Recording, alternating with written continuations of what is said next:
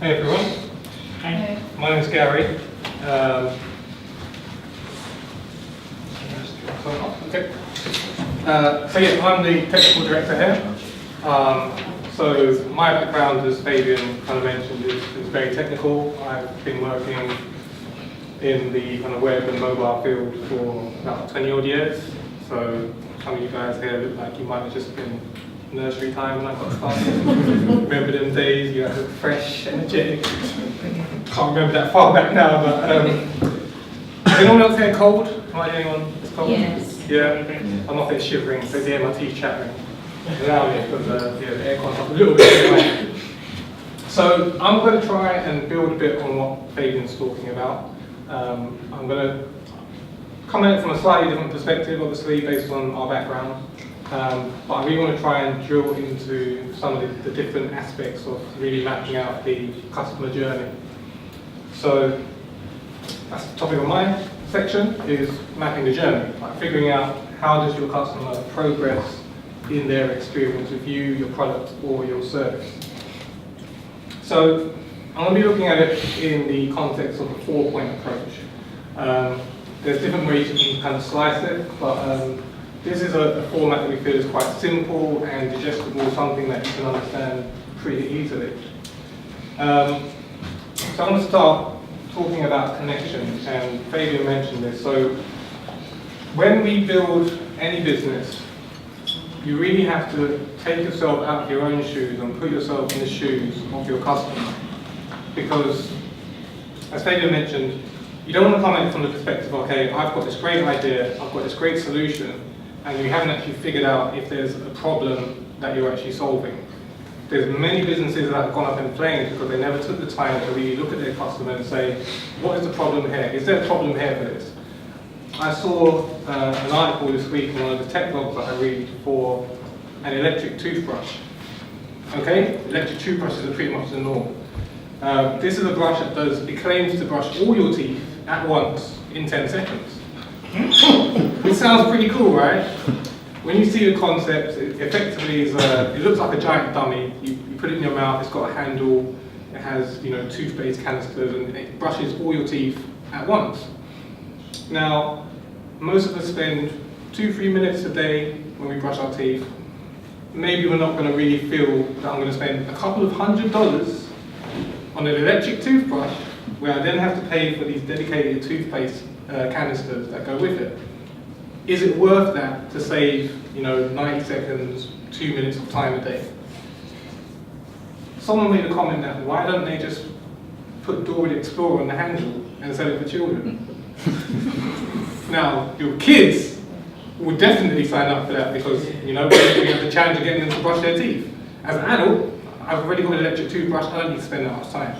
But for children, they didn't advertise in this way. They didn't think about who really wants to save 90 seconds a day on brushing their teeth. Most adults, we don't care that much. But would adults spend that money for their children to avoid the hassle of trying to brush there's a problem that's worth solving. So they almost missed the mark by not really thinking about the problem that they're trying to solve. They have an interesting idea, but is it being applied in the right direction? So the first thing that you really have to do is try and identify, what does my customer need? How can I solve the problems that they have?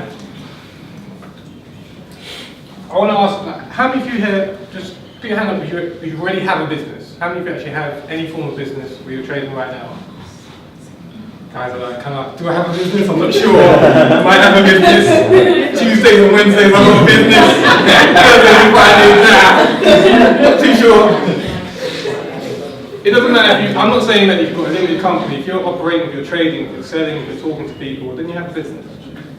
Now, for all of you, outside of a transaction, outside of when a customer comes to you after your service or product, how many of you talk to your customers?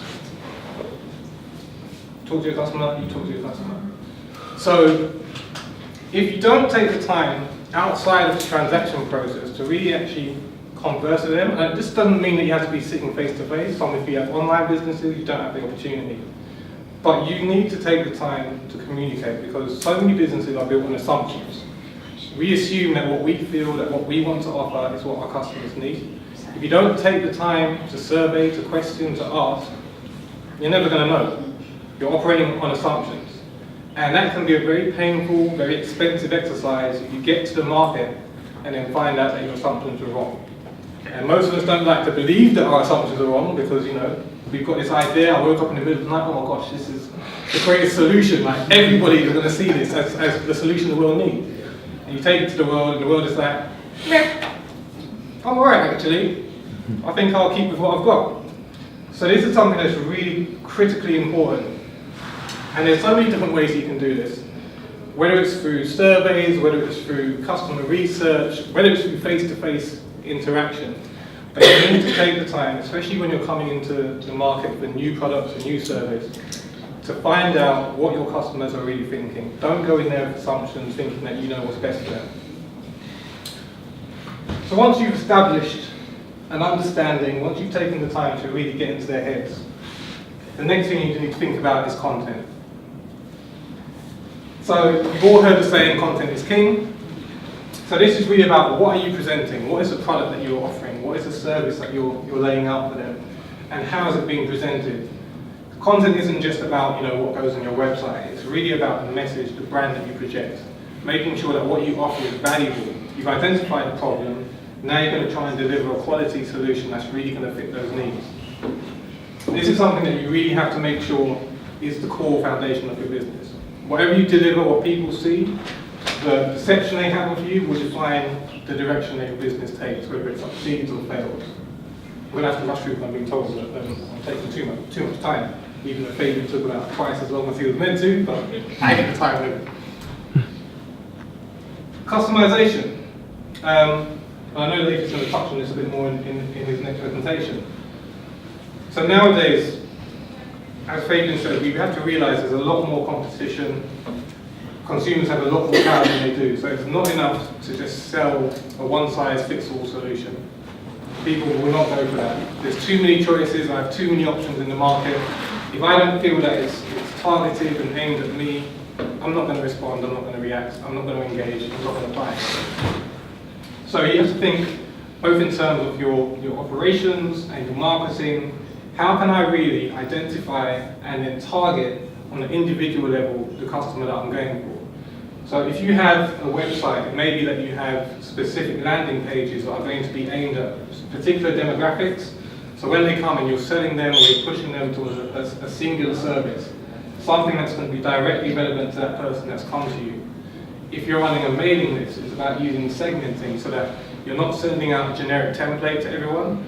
You've identified who your different demographics are and that you make sure that the messaging is tailored to them so every email they get is actually relevant to them as a person. You have to take on board the idea that technology allows you to be a lot more flexible now than it used to be. There were times when, you know, if you were creating a product, you had to order 50,000 of them and you just had to try and push them out. Now we can do branding, we have options in terms of both products and services to make sure that things are tailored and personalized to the individual. So you have to look at your business and consider how can I actually make this tailored to each of my customers, not all of my customers. And then the fourth aspect here is community. So community can come in many different forms. You can have internal communities, you can have external communities. If you're building a social presence, then you're building a community.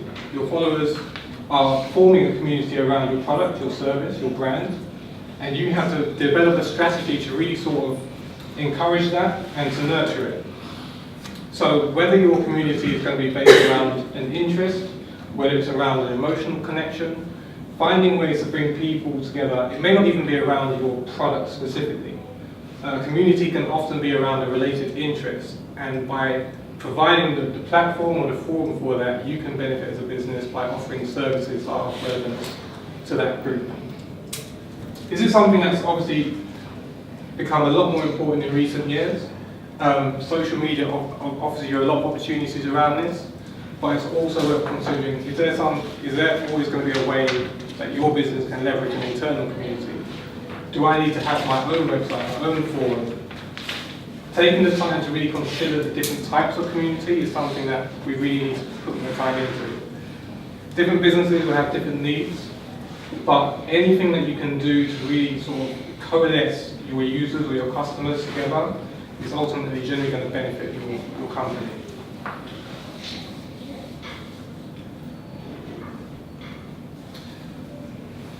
So I'm just going to run through some of the examples of the ways that we can really enhance the customer journey. So one of the problems that a lot of businesses make is that we really focus here heavily on the midsection, the purchase. How do we actually sell? How do we get our product into the hands of our customers? And it's really critical that we take the time to consider both the pre-purchase and the post-purchase journeys. So when we start, before we even get to the point, as Fabian mentioned, the decision to buy doesn't happen in the shop. It starts long before that. And so you need to make sure that you're actually catering to your customer long before they set foot on your shop floor or on your website. So how do you do that? You can leverage email. You can start building up mailing lists to really start to promote the product that you're offering.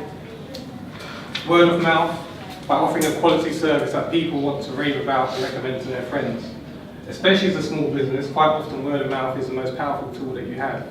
You may not have the budget for massive advert campaigns or marketing campaigns. Word of mouth is free. Do a good job, make sure your customers are happy, they'll tell people about it. Do a bad job, make sure your customers are unhappy, they'll tell people about it. Whatever the experience, they're going to tell people about it. So make sure that the word of mouth is positive and boosting your business. Utilising displays, trying to leverage PR, these are all ways that you can raise the awareness and build the perception of your brand before your customer has that first direct encounter with you. Then of course with the actual purchasing process, you have to make sure that all of the elements are in place. So the people that are doing the selling, are they communicating with your brand values effectively? Are they really communicating with your customer in the way that you want to communicate with them? So this may require training, it may require review, it may require monitoring. But make sure that all your staff are on board and that they're representing your brand in the correct way. Taking the time to think about packaging, if you have a physical product in particular, who are you trying to sell to? What is the perception that you're giving off when they're opening your product? It's not enough if you have a great product and a crappy box. This is why anyone that's ever owned an Apple product, they're known in the industry because they take so much time and put so much attention into their packaging because they realise the impact it has. When you take that home or take out the bag at home for the first time, the impact it has on your perception of the product is significant. So really think about that. Is my product looking great and the packaging is letting it down? Make sure that the whole experience is holistic and positive for the user. Utilising events. So we don't sell here, and these are free events, but you can also utilise events to really try and connect with your customers, and sometimes that may mean that they're then more open to the product that you're offering. Having a chance to really see how someone acts and thinks is a way to build a connection with them, and that can help them to actually decide that they want to do business with you further down the road. The check-in and check-out process, of course, making sure that it's as smooth and as convenient as possible. If you look at the major retailers now, there's a lot of effort going into finding new ways to do transactions where you almost don't have to think about it. Amazon have opened stores where there's no checkout at all. You browse, you pick what you want, and you literally walk out the store because everything's handled through your phone and your account. You walk in the store, they know who you are. You walk out the store, they know what you've taken with you. You literally can't get an easier shopping experience. You don't have to think about cards, you don't have to think about payment, everything just happens on the spot for you. So how can you make the process of someone giving you their money as easy as possible for them? So once they've actually done business with you, once they've actually made that purchase, how do we then keep them? How do we get them to come back to us and start building a relationship with them?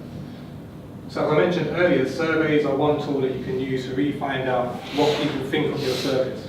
Because it's not enough to know that you've identified the problem, but you need to understand how your solution is being received. Do they feel that you're meeting all their needs? Are there things that you can improve? Are there things that you need to change? So finding ways to communicate with them after the fact. Sometimes again using email lists is a good way to do this.